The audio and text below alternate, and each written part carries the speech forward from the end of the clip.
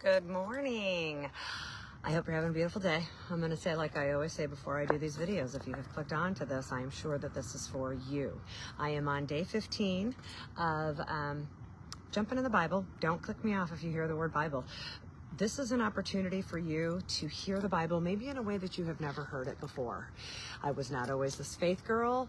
I have spent over 40 years just doing life without God, and I've spent the last 9 or so doing it, and I have learned that God's way is better. And so I get on here every day this month I'm on here just to try to break down the Bible for these non-believers, break down the Bible for people who are believers but they just don't get into their Bible, or they know it's tricky or it's hard or it's difficult. I want to try to break it down for a way that you understand it and that you can apply it to your daily life. And so today's topic is idols. What is an idol? An idol is anything that you think about all the time. That's what it is. For lack of better words, it is what you think about all the time. And in the Bible, I'm going to give you a few Bible verses first, and then I'm going to break those down for you. In the Bible, in Colossians, it talks about putting to death anything that is earthly in you. In Exodus, God says, "You shall have no other gods before me." In 1 John, it says, "Little children, keep yourself free from idols." And what the Bible is saying to you is, when you put your hopes, when you put your heart, when you put your thoughts into anything above God, you are going to be left always wanting more. And so I want you to ask yourself today, what are you thinking about? Because chances are there's a lot of you that are thinking about a lot of things of this world more than you are thinking about God. Here's some examples. Money. Got to make that money. Got to make that money. Got to get that job. Got to get that promotion. Got to make that money. And the thing about money, an earthly thing, is it always leaves you wanting more. You get this much, you want more. You get a promotion, you want another one. You get a raise, you're hoping for another one. It always leaves you wanting more. What's another one? Love. Whether it's from the right people, whether from the wrong people, you get a little taste of it, you want more. Perfection. Trying to compare ourselves to other people. You know, you get a little bit, you get a little skinny, you lose a little bit of weight, you get a little bit of muscle, you always want more.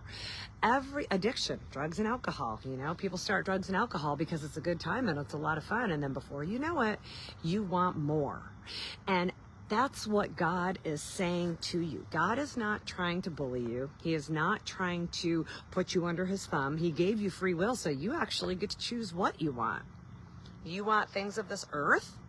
And every time you go get you some, you're going to want more. And I'm not saying don't have stuff, okay? We all want stuff. God gave us all of these things to enjoy. Like he did with Adam and Eve. He said, you can have all this stuff. There's some things in here that aren't good for you.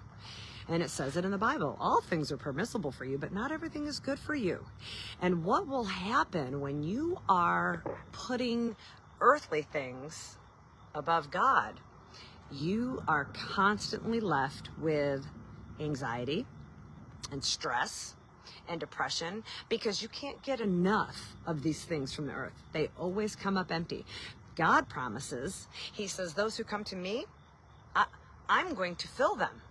I'm going to restore them. I'm going to have their cup runneth over. So my challenge is to you today to ask yourself, what are you thinking about all day long? What drives you all the time? Where are your hopes put in? Making more money? Getting in some relationship that you think is going to fulfill you? You know, we look to people. We look to relationships to heal us and to love us and to, you do things my way and you see things my way and then I'm going to be happy. There's so many things of this world that are good for you. It's not bad to have money. It's not bad to have love. It's not bad to want to look good. It's not bad to be in relationships. None of those things are bad for you. God gave those to you to enjoy. When it becomes bad for you is when it's what you think about all the time. It's what's driving you all the time. And God somewhere either takes complete back position where you're not even thinking about him at all, or he takes a lesser position. And so my challenge to you today is to think about, what are your idols? What are you thinking about all day long? What is driving you all day long? And if it's anything of this world, you're gonna come up short. You're gonna be happy for a moment, and then you're gonna want more. You're gonna be excited for a moment, and then you're gonna want more. You're gonna be high for a moment, and then you're gonna want more. Looking to things of this world is going to leave you coming up empty and short every time. So ask yourself today where your idols are. And then today, like every day, I challenge you. I challenge you to talk to God. If you don't believe in God, I didn't believe in God for a whole lot of years. For 40 of them.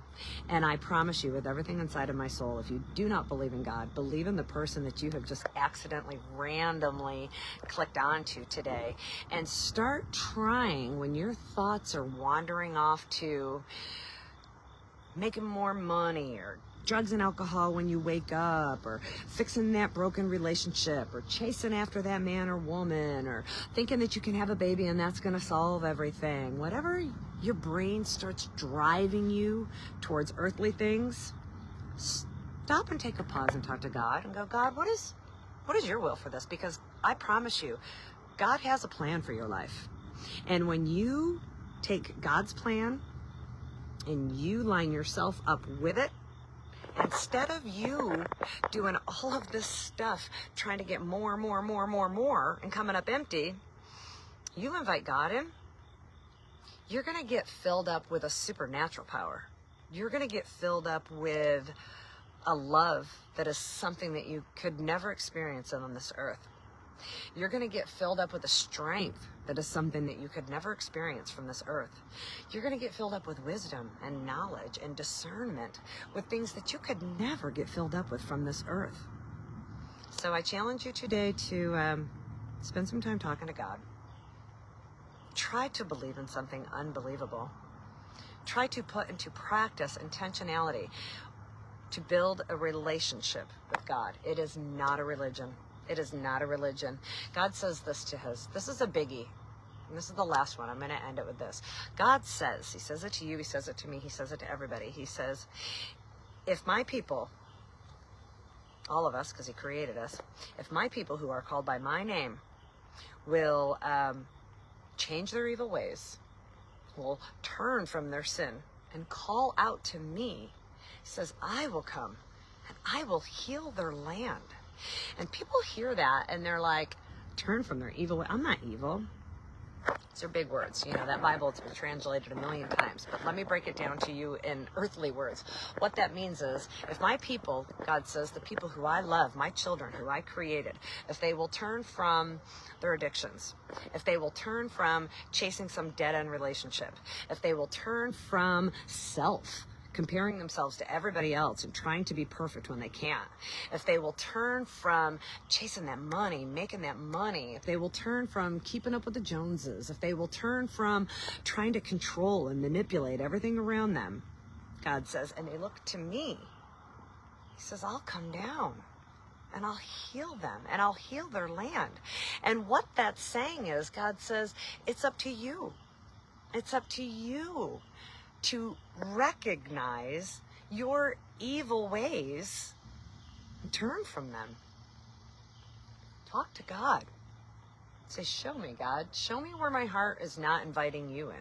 Show me where my heart is addicted or drawn to or chasing after things of this world. Show me, God. Change my ways, God. I want to change. I want to chase something that is fulfilling, where my cup runneth over. I don't want to keep chasing something where I end up empty, sad and depressed and addicted and, cycles. So I challenge you today to do that. Tomorrow I'm going to talk about if you dare do that, and inviting the Spirit of Christ in, and what you get when you are doing the world by yourself, your own flesh, and what you get when you decide to invite God in and you get the Holy Spirit, and then you're partnered up with the force of nature of the universe here. So good luck. Be real with yourself, you guys. Quit looking to things of this world to fulfill you, and quit looking to things of this world to make your life better. If only this would change. If only that would change. If only he would change. If only she would change. If only I could change. If only my body looked different, or my, whatever it is. Stop looking to people, places, and things for your joy and your peace and your strength and your happiness. And do like that verse says, turn from those ways and look to God. And talk to God. And he will come down and he will heal your land. And one thing about that is not only will he heal you, it's generations. And so if you're watching this and you have children and you want to do everything in your power to ensure that your children, although they're going to go through trials and they're going to go through troubles and they're going to go through crud just like we do, because nobody's getting out of here without it. The Bible is a real good book about all of the blessings that people can receive when they're walking with God, but they are still going to receive trouble. I mean, that's just the way it goes. And lots of times it's those troubles that lead us to God. So turn from your ways and invite God in. Let him heal you and let him heal the generations that are coming up behind you. You can break generational curses. People call them hereditary. People call them that was just passed down. You know, my grandma did it, my mom did it, and now I did it. And that's true. And what those really are is they're generational curses. You know, my mom was an alcoholic, and now I'm alcoholic, and chances are my kids are going to be an alcoholic. And, you know, my dad was an abuser, and now I find myself wanting to hit, and my kids are going to... Those are hereditary, but those are also generational curses. And you can be the person that stops that.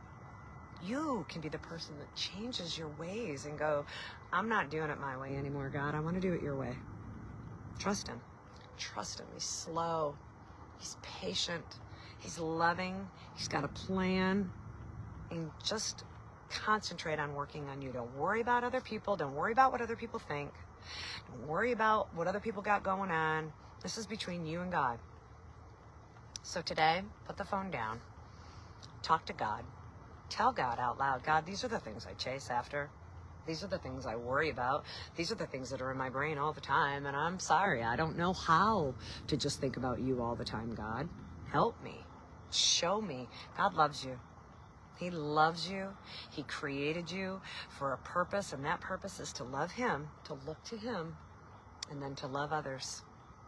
And you can only do that with him. You can't do it without. And I'm going to talk about that tomorrow. I'm going to talk about how hard it is to change our evil ways and to look away from all the things of this earth and ourselves and to look for God. Tomorrow I'm going to tap into that. I was going to do it today, but God just put this idol stuff on my heart so heavy. So check yourself. Don't be looking at anybody else. Don't be looking at your spouse. Don't be looking at your boyfriend. Don't be looking at your girlfriend. Don't be looking at your parents. Don't be looking at your past. And don't be looking at your future. Don't look at anything else other than your own self. Start searching your own self, invite God into the mix, and just watch how where you used to come up empty with all of these worldly things, your cup starts running over with goodness and love and grace and strength and mercy and all things good. And you just want more. It's the cool part about God. If you have not chased God yet, if you have not experienced God yet, of course you're still chasing things of this earth. It's the only thing you've experienced. I know, because I did it. But once you get a taste of God, once he shows up in your life, once he takes something that you wanted so badly this and you put it in God's hand and he gives you that and you see how good he is, you'll never turn away. And the cool thing about it is with God, you don't come up empty like you do with this world. You come up full. You come up so full that you're able to turn around and love others. You come up so full that it trickles down to your children and it changes their lives. You come up so full that it starts healing parts of your marriage from the love from God. Have a beautiful day. I am out at the lake. I just want to show you guys. Came out exploring. My girlfriends and I are going to go camping. And so today, your Facebook message is brought to you live from Jordan Lake, North Carolina. Have a beautiful day, and I will see you guys tomorrow. And tomorrow we're going to talk about the difference between walking in the spirit and walking in the flesh and how we do that, because you can't walk in the flesh for long before you get mad and resentful and angry and tired, okay? It's not behavior modification. It's inviting God in. And we'll talk about that tomorrow. So have a beautiful day, and I will see you guys tomorrow. Also, I see that you guys are plopping things on there. when I'm doing these, number one, I don't have my readers on, so I can't see anything. And number two, if I stop to try to talk to anybody, I will get distracted. I'm an easily distracted girl. And so I see you. And my heart cries out to you, and if your names are on there, I'm praying for you, and I love that you're watching, and I'm thankful that you're watching, and I'm glad that God has joined our hearts together to do this journey with each other, because faith is hard, and walking this faith journey in this crazy, hard, difficult life is hard, and we need each other. We need people to cheer each other on and to pray for each other and to reach out to each other and to just love each other. So I see you guys on there, and I love you, and I'm thankful for you. Have a beautiful day.